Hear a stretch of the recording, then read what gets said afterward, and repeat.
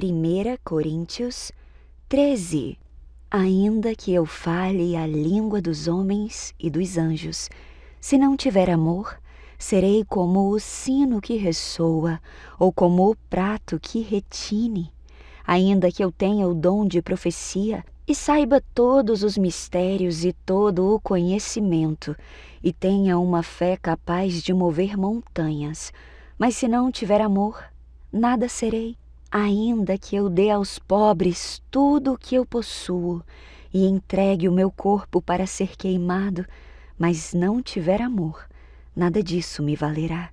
O amor é paciente, o amor é bondoso, não inveja, não se vangloria, não se orgulha, não maltrata, não procura os seus interesses, não se ira facilmente, não guarda rancor. O amor não se alegra com a injustiça, mas se alegra com a verdade. Tudo sofre, tudo crê, tudo espera, tudo suporta. O amor nunca perece, mas as profecias desaparecerão, as línguas cessarão, o conhecimento passará, pois em parte conhecemos e em parte profetizamos. Quando, porém, vier o que é perfeito, o que é imperfeito desaparecerá. Quando eu era menino, falava como menino, pensava como menino e raciocinava como menino. Quando me tornei homem, deixei para trás as coisas de menino. Agora, pois, vemos apenas um reflexo obscuro, como em espelho. Mas chegará o dia em que veremos face a face. Agora eu conheço em parte, mas eu conhecerei plenamente, da mesma forma como eu sou plenamente conhecido. Assim, permanecem agora 3 coisas: a fé, a esperança e o amor. O maior deles, porém, é o amor. 1 Coríntios 14. Sigam o caminho do amor e busquem com dedicação os dons espirituais, principalmente o dom de profecia, pois quem fala em língua não fala aos homens, mas a Deus. De fato, ninguém o entende. Em espírito, fala mistérios, mas quem profetiza o faz para a edificação, encorajamento e consolação dos homens. Quem fala em língua a si mesmo se edifica, mas quem profetiza edifica a igreja. Eu gostaria que todos vocês falassem em línguas, mas eu prefiro que profetizem. Quem profetiza é maior do que aquele que fala em línguas, a não ser que as interprete, para que a igreja seja edificada. Agora, irmãos, se eu for visitá-los e falar em línguas, em que eu lhes serei útil? A não ser que eu lhes leve alguma revelação ou conhecimento ou profecia ou doutrina. Até no caso de coisas inanimadas que produzem sons, tais como a flauta ou a cítara, como alguém reconhecerá o que está sendo tocado se os sons não forem distintos? Além disso, se a trombeta não emitir um som claro, quem se preparará para a batalha? Assim acontece com vocês. Se não proferirem palavras compreensíveis com a língua, como alguém saberá o que está sendo dito?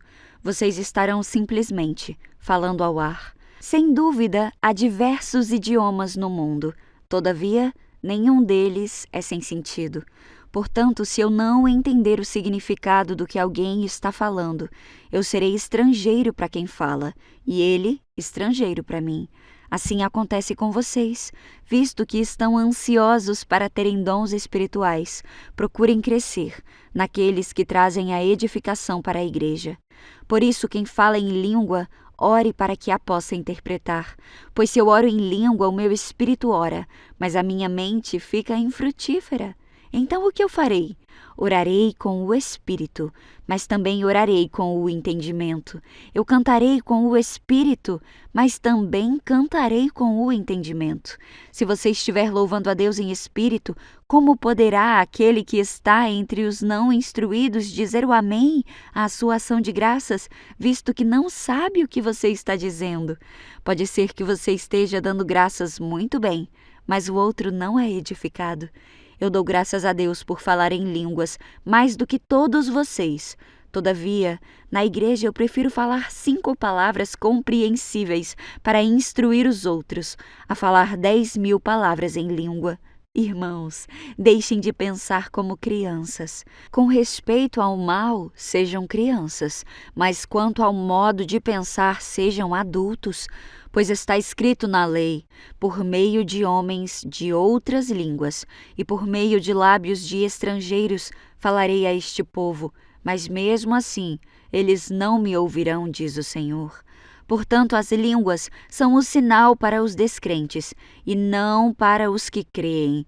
A profecia, porém, é para os que creem e não para os descrentes.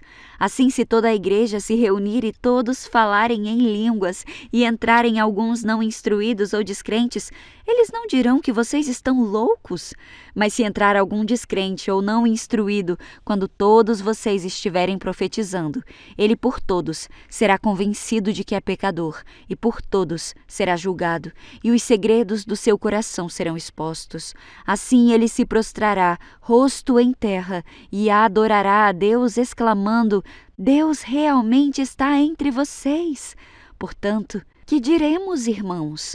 Quando vocês se reúnem, cada um de vocês tem um salmo, ou uma palavra de instrução, uma revelação, uma palavra em língua, ou uma interpretação.